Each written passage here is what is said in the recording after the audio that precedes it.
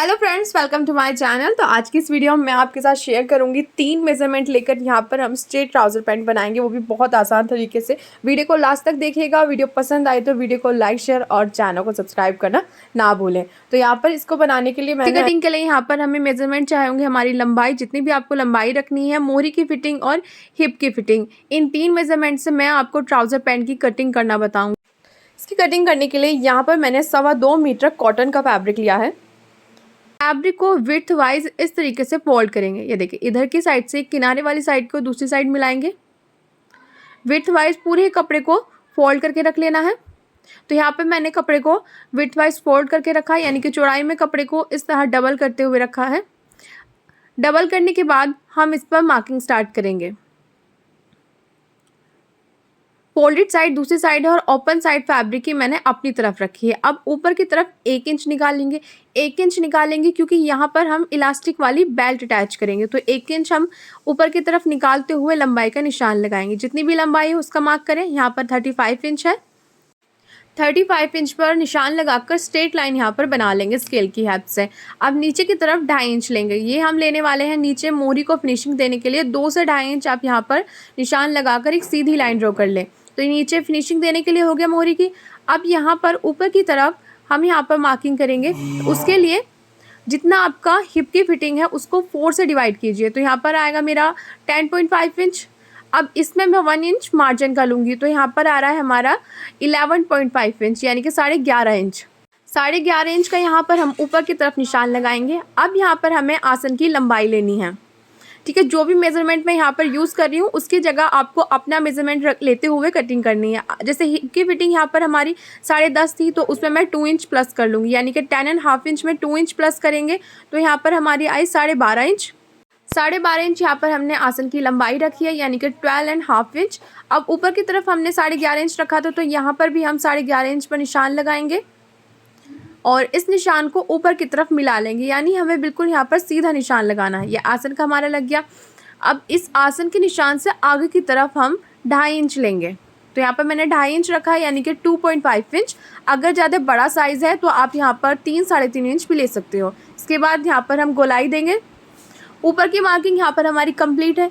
अब जितनी यहाँ से हमारी चौड़ाई आ रही है आसन की साइड से, इसका हाफ करेंगे। तो यहाँ पर मेरे कितना आ रहा है 7 इंच। तो 7 इंच का नीचे की साइड निशान लगाऊंगी, यानी कि हमारे कपड़े का सेंटर यहाँ पर हमने मार्क किया। अब इस सेंटर से दोनों तरफ हमें मोहरी की फिटिंग का लगाना है। तो मेरी मोहरी की जो तैयार फिटिंग है वो 7 इंच है। 1 इंच मैंने यहाँ पर मार्जिन का लिया है।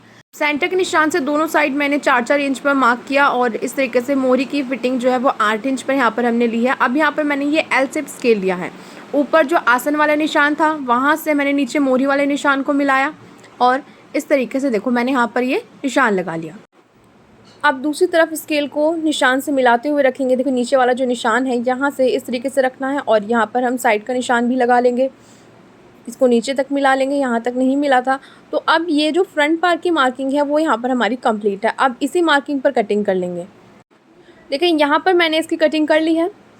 नीचे की साइड 2.5 इंच हमने फोल्ड करने के लिए लिया था, तो यहाँ पर कट लगा लेंगे। इससे स्टिचिंग में काफ़ी आसानी हो जाती है। अब फ्रंट पार्ट को मैं अलग रखूँगी और ये देखें ये मेरा बाकी का बचा हुआ फैब्रिक है। अब इसमें से बैक पार्ट कट करेंगे। अब यहाँ पर मैं बैक पार्ट की मार्किंग स्टार्ट कर रही हूँ। तो यहाँ पर मैंने 2 इंच पर मार्क किया और यहाँ पर एक सीधी लाइन यहाँ पर ड्रॉ कर लूँगी।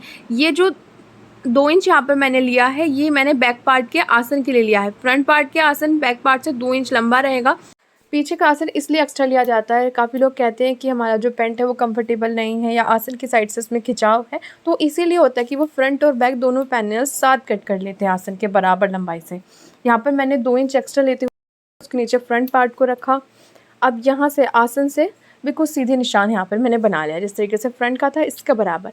अब फ्रंट के आसन से फ्रंट का जो पैनल रखा है इससे आगे की तरफ हम 2 इंच पर सीधी लाइन बनाएंगे।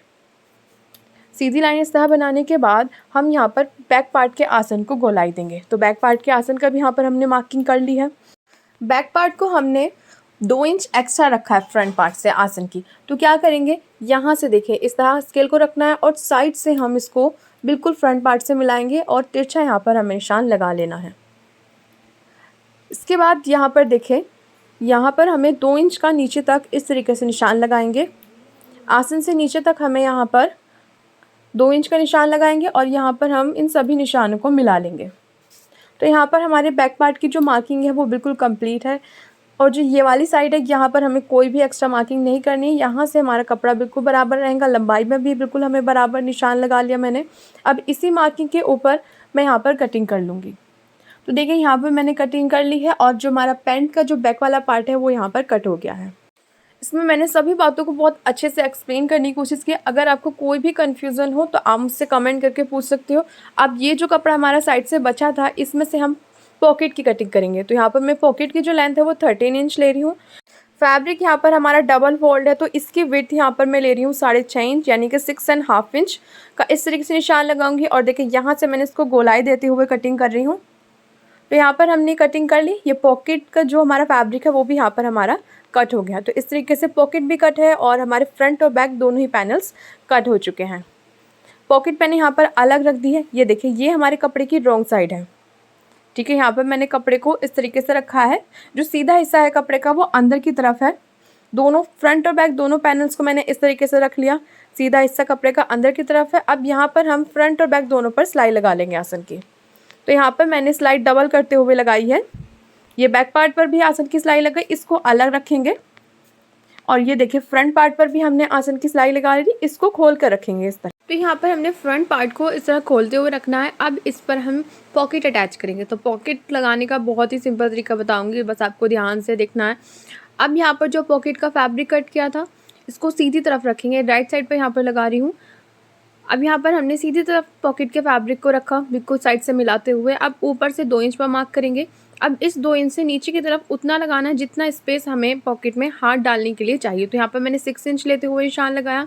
अब देखिए यहाँ पर जो मैंने निशान लगाए थे इन दोनों निशान को इस तरीके से मिला लेंगे। अब यहाँ पर जैसे निशान लगाए हैं उस पर हमें सिलाई लगानी है।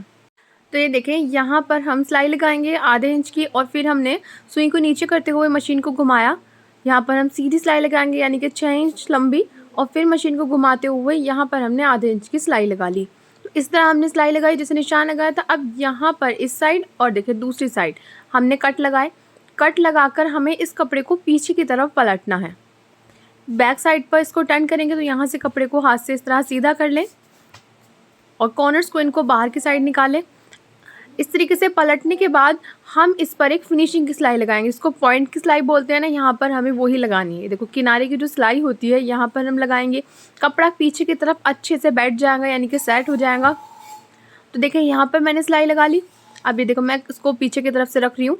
अभी जो पॉकेट का फैब्रिक था इसको डबल करेंगे और इसको यहाँ पर नीचे की तरफ जैसे निशान लगाया बिल्कुल इसी निशान पर दोनों को पकड़ते हुए सिलाई लगाएंगे। और एक सिलाई ऊपर की साइड पॉकेट और पैंट को साथ में हमें यहाँ पर जॉइन करके लगानी है। तो नीचे की तरफ सिलाई लगाए और ऊपर की तरफ लगा कर ये देखें हमारी यहाँ पर पॉकेट तैयार है। अब इतना फैब्रिक सिलाई में जाएगा और ये वाला जो पार्ट है ये ओपन रहेगा जहाँ से हम अपनी पॉकेट में हाथ डालते हैं। अभी देखो पीछे वाला पार्ट है जहाँ हमने 2 इंच एक्स्ट्रा लिया था, ठीक है। अब फ्रंट वाला पार्ट लेंगे, इस पर हमने पॉकेट को अटैच कर लिया है। दोनों की राइट साइड को फेस करते हुए रखना है यानी कि जो दोनों का सीधा वाला हिस्सा है ना कपड़े का वो एक दूसरे को बिल्कुल फेस करते हुए। अब यहाँ पर साइड से मिलाया और देखिए जिस तरह निशान लगा रही हूँ ना बिल्कुल इसी तरीके से यहाँ पर सिलाई लगानी है। अब बिल्कुल इसी तरीके से हम दूसरी साइड से मिलाएंगे। देखिए यहाँ से हम इसको मिलाना है। आधा इंच का मार्जिन रखते हुए यहाँ पर भी हम सिलाई लगा लेंगे। तो देखिए यहाँ पर मैंने सिलाई लगा ली है साइड की। अब जो ये हमारा आधे इंच का मार्जिन है इसको हम बैक साइड वाले पार्ट की तरफ करेंगे। ये हमारा फ्रंट वाला पार्ट है पैंट का और ये बैक वाला। तो इसकी साइड हम सारा मार्जिन रखेंगे आधे इंच का और यहाँ पर हम पॉइंट की सिलाई लगाएंगे यानी कि यहाँ पर हमें फिनिशिंग की सिलाई लगानी है। और इसके जो डायरेक्शन है हम मार्जिन की बैक साइड पर कर रहे हैं और पीछे की तरफ से कपड़े को हल्का हल्का खींचते हुए सिलाई लगानी है। इससे सिलाई में कोई भी झोल नहीं आएगा। मार्जिन को बिल्कुल मैंने पीछे वाले पार्ट की तरफ रखा है। सिलाई को खींचते हुए लगाएं वरना पैंट में साइड से खिंचाव आता है। तो यहाँ पर हमने सिलाई लगा ली है और सिलाई को हमेशा हल्के हाथ से खींचते हुए आपको लगाना है। सिलाई में कोई भी झोल नहीं आएंगे। देखिए कितनी अच्छी फिनिशिंग से लगी है। मार्जिन को मैंने पीछे की तरफ करते हुए रखा है यानी कि बैक साइड वाले पार्ट की तरफ मार्जिन की डायरेक्शन है।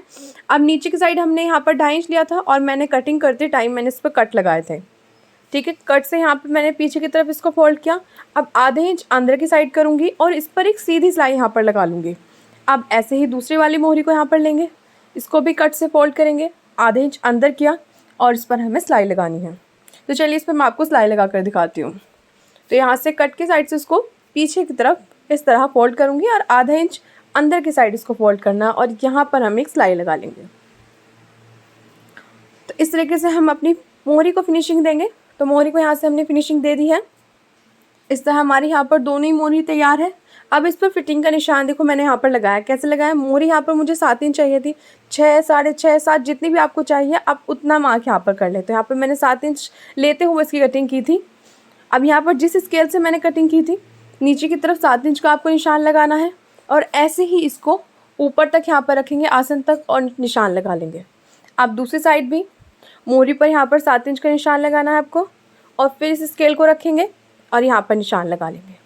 आप कभी भी ऐसे अंदाजे से निशान ना लगाएं, उससे बिल्कुल भी अच्छा शेप नहीं आएंगे, बिल्कुल भी अच्छा ढाल नहीं आएंगे। स्केल से लगाएं, बहुत अच्छी फिटिंग आएंगी।